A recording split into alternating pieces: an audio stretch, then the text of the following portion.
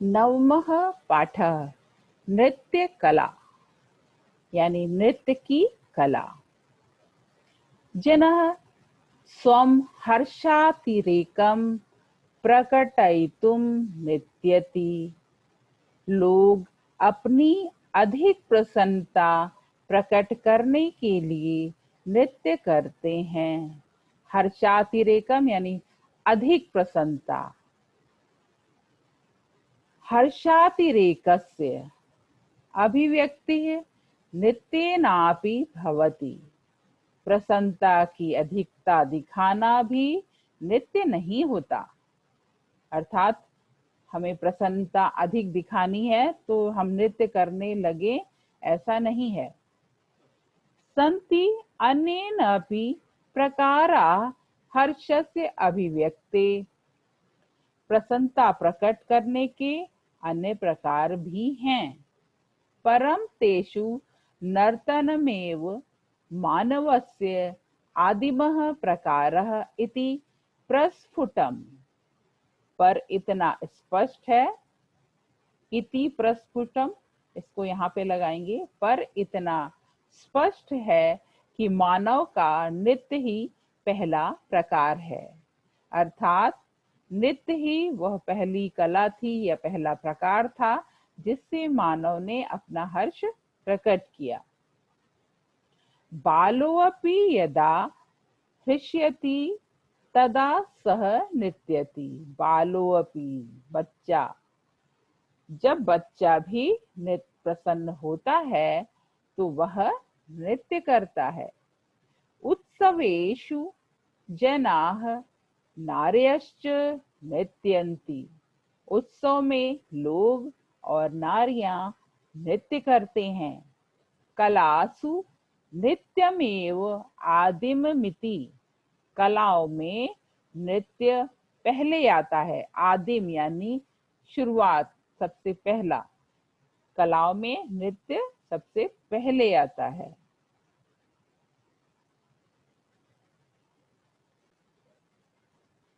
नृत्यस्य द्वौ प्रकारौ स्तः।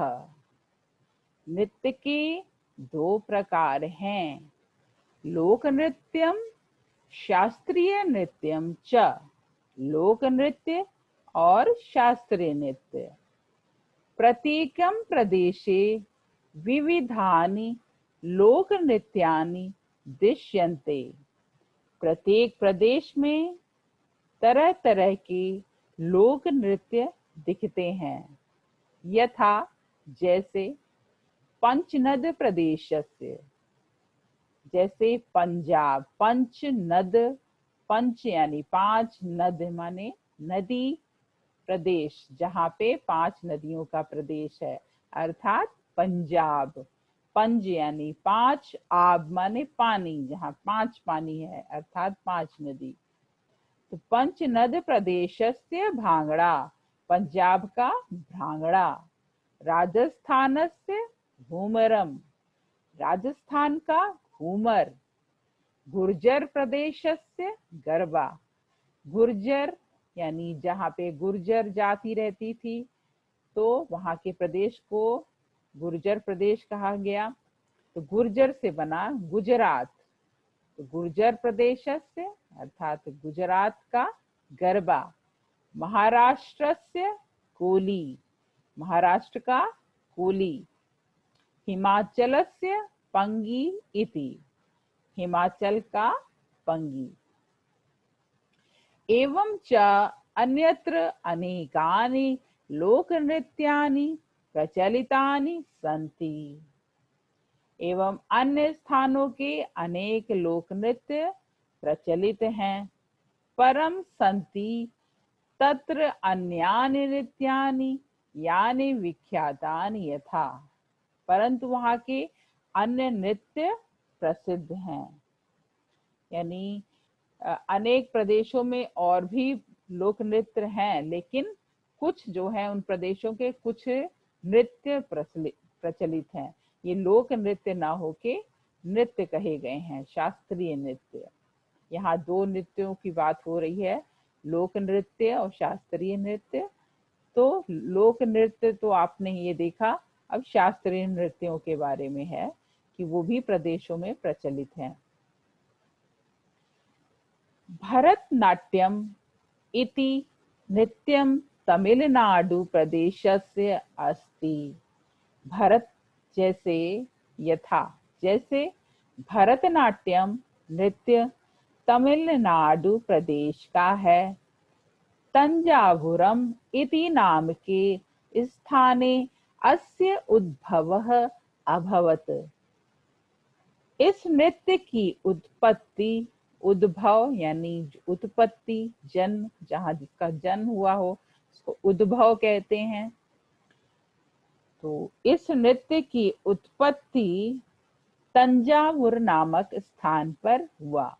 तमिलनाडु में तंजावुर स्थान है, वहां पे इस नृत्य की उत्पत्ति हुई। इदम नृत्यम देवदासी नाम आसीत। इस नृत्य को देवदासी नृत्य कहते हैं।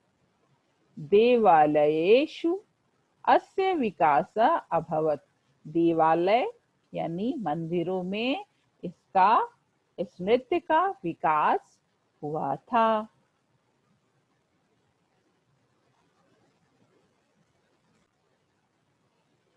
कथकली इति नृत्यं केरल प्रदेशस्य अस्ति।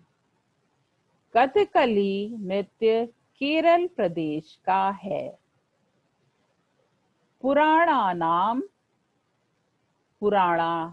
पुराणानां कथाम् आधारीकृत इदं नृत्यं भवति। पुराण यानी पौराणिक कथाओं को आधार बनाकर यह नृत्य होता है। यानी कथकली नृत्य में पौराणिक कथाएं, जैसे कृष्ण की कथा, राम की कथा, राधा, ये सारी कथाओं की जो पौराणिक कथाएं हैं, आप रामचरितमानस, गीता आदि, महाभारत देखते हैं, उन पे आधारित ये नृत्य होता है।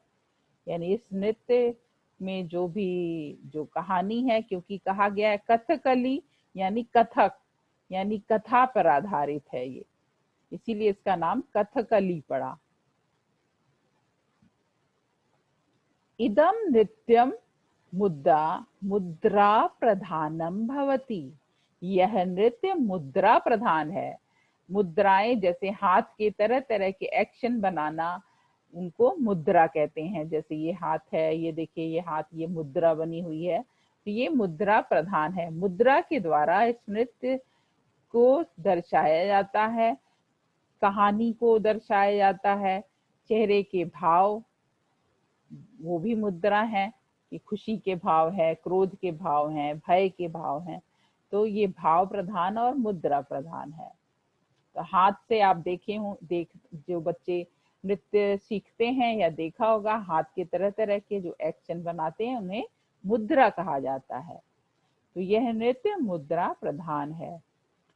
कथक नृत्यस्य प्रसारः मुगल काले अभवत्। कथक नृत्य का प्रसार मुगल काल में हुआ। श्री कृष्णस्य कथा अस्य आधारः। श्री कृष्ण की कथा इसका आधार है। श्री बिरजू महाराजः सुप्रसिद्धः कथक नर्तकः अस्ति। श्री बिरजू महाराज सुप्रसिद्ध कथक नर्तक हैं।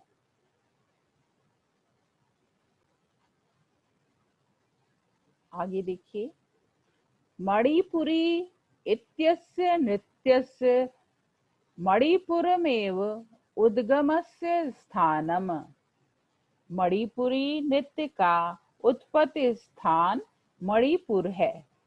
उद्गम यानी उसकी उत्पत्ति, उसका जन्म स्थान, मणिपुरी नृत्य का जन्म स्थान मणिपुरी स्थान है, मणिपुरी में। सामूहिकम नृत्यमेव अस्य वैशिष्ट्यम। सामूहिक नृत्य ही इसकी विशेषता है। अर्थात मणिपुरी नृत्य ग्रुप में समूह बनाकर किया जाता है। इदमपि श्री कृष्णस्य कथामेव आधारीकरोति। यह भी, इदमपि, यह भी श्री कृष्ण की कथा पर आधारित है। ओडिसी नृत्यस्य उद्गम स्थलम, ओडिसी नृत्य का उद्गम स्थल उत्कल प्रदेश, उत्कल प्रदेश है। उत्कल प्रदेश यानी उड़ीसा। ओडिसी जो है उड़ीसा नाम से ही बना। उड़ीसा को उत्कल प्रदेश, प्राचीन काल में उत्कल प्रदेश कहा जाता था। तो ओडिसी नृत्य का उद्गम स्थल उत्कल प्रदेश है। आप जो है राष्ट्रगान जब गाते हैं उसमें भी है द्राविड़ उत्कल बंगा, वही उत्कल है। देवदासी नाम नित्यमिदं देवालयेषु एव विकसितं भवत्। देवदासियों का नृत्य मंदिर में विकसित हुआ।